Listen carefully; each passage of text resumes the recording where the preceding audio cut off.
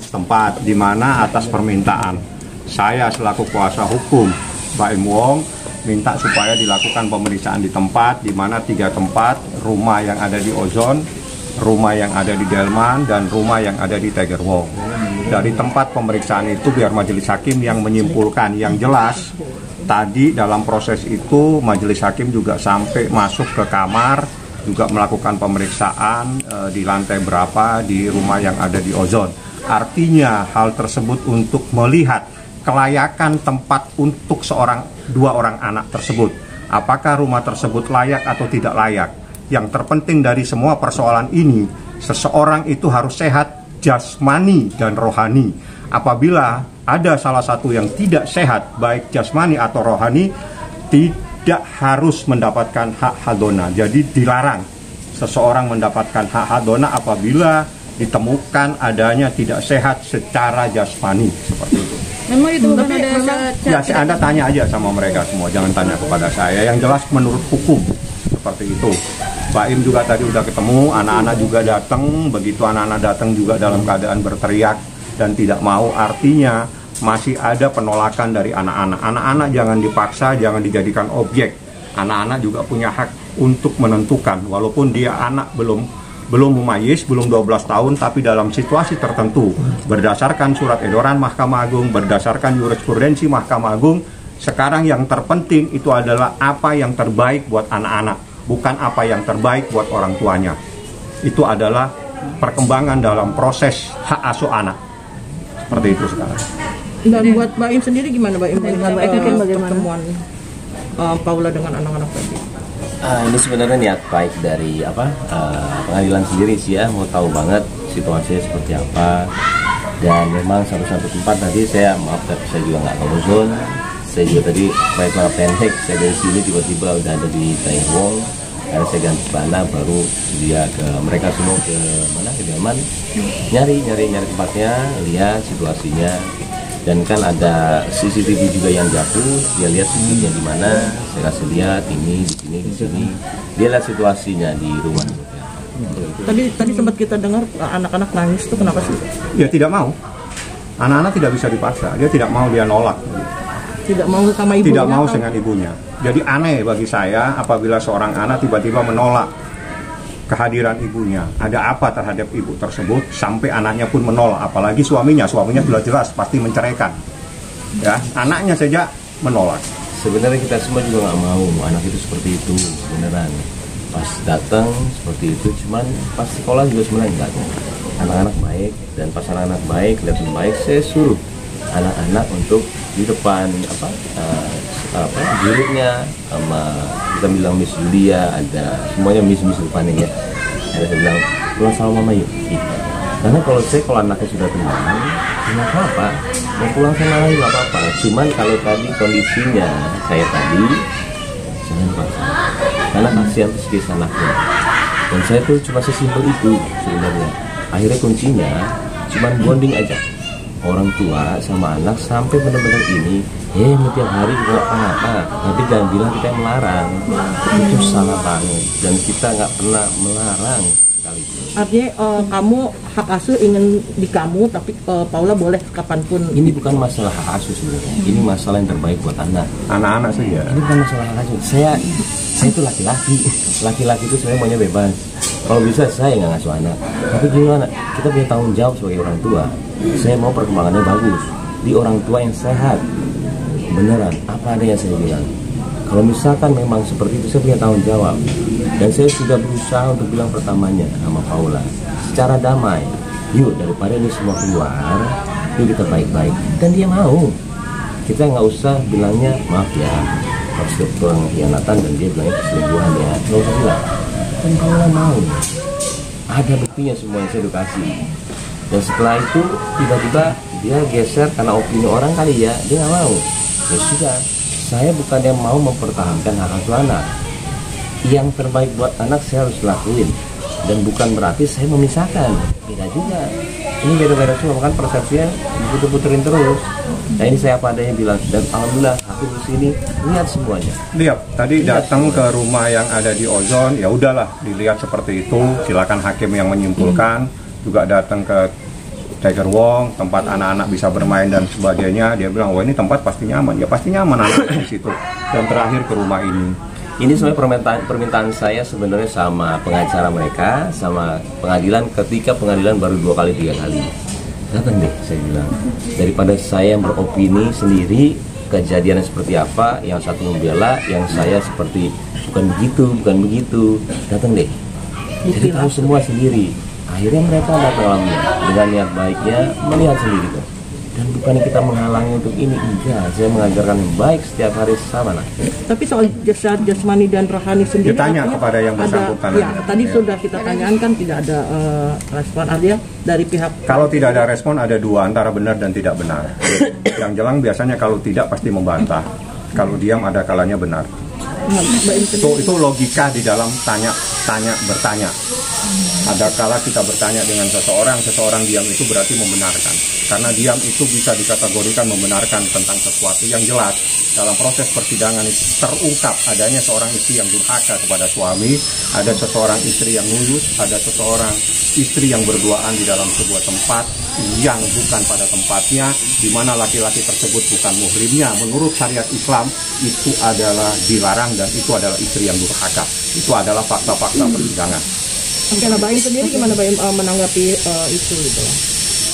Jadi gini, yang paling mungkin Paula juga tahu kali ya, gini loh, yang paling tahu akan semuanya adalah kita berdua.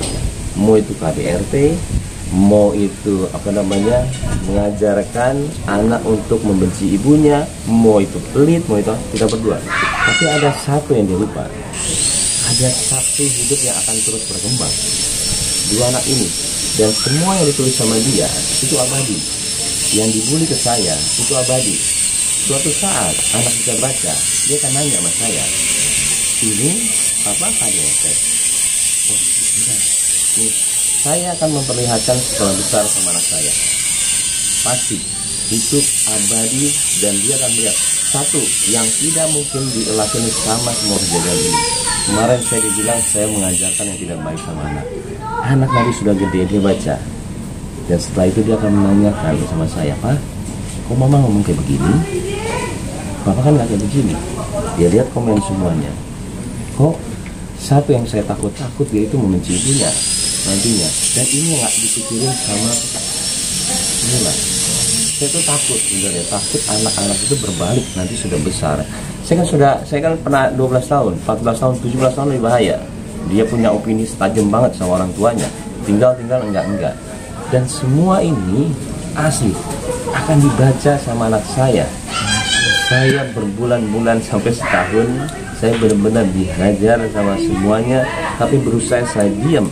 Cuman karena anaknya. Saya takut anak saya baca apa yang saya lontarkan mengenai ibunya. Makanya saya cuma ada di pengadilan aja. Cuman saya bingungnya, semua apa yang dilakukan sama Paula itu yang bisa dibaca sama anak-anak saya semuanya. Dan alhamdulillah saya bukan orang seperti itu. Mas, tapi untuk anak-anak masih kecil, ada nggak sih pertanyaan dari anak-anak atau kondisi sekarang seperti apa sih sama? Dia sudah melihat, dia sudah ada main gosip juga makimnya. Papa makim. Belum bisa baca dia. Dia kadang-kadang dia kan swipe. Karena yang satu suka banget sama Kimberly. Papa main ini. Dia nggak tahu kan di situ tulisannya sebenarnya digosipin ya. Nah kayak gitu-gitu kan sampai-ngapain gitu yang nantinya paling 2 tahun lagi dia nanya sama saya. Dan ini kan setiap hari sama dia. Dia tahu setiap hari saya ngajarin apa sama dia. Kok mamanya bisa bilang begini? Pasti dia akan takutnya benci sama ibunya. Itu doang saya. Takut saya, karena realitanya nggak seperti itu. Tiap hari saya dijelin untuk sayangin ibunya. Tiap hari, sayangin mama. Tiap hari. Makanya saya nggak tahu semua diputar balikin siapa ya. Sudah sih. Mas Boy, mungkin penolakan yang diterima oleh Paula sejak kedatangan atau sejak misalnya minta gendong atau gimana gitu Mas? Saya nggak bisa jelasin itu, takut panjang lagi. Kenapa? Nanti takutnya dikiranya saya membela untuk dia begini kok anaknya sama ibunya, nggak bisa. Karena ada satu mohon dia terima kok. Di sekolah saya terima, saya jujur-jujuran. Dan saya senang lihat ya. Saya disuruh nunggu jam 11 sudah datang. Paula di sana di dalam, saya diemin. Setengah jam ada saya diemin, 40 menit saya diemin. Saya masuk, ya no, dia senang mukanya. Ya no, mau pulang sama mama. Ih, pulang sama mama. Tapi habis itu lama dia ini, udah jangan nangis-nangis, papa nanya doang. Udah, tapi kan lama-lama kan akan terjadi, ngerti nggak? Bonding lama-lama dia mau kok. Kalau gitu kalau misalnya mau nginep terserah. Saya sampai kadang-kadang juga sesimpel teori seperti itu. Tapi kenapa tidak bisa masuk ke dia yang akhirnya saya malah kayak orang jahat di sini, bingung. Dan saya ngomong di sini bilangnya, saya harus berbicara dengan bahasa apa? Sedangkan saya nggak bisa berbicara, kenapa?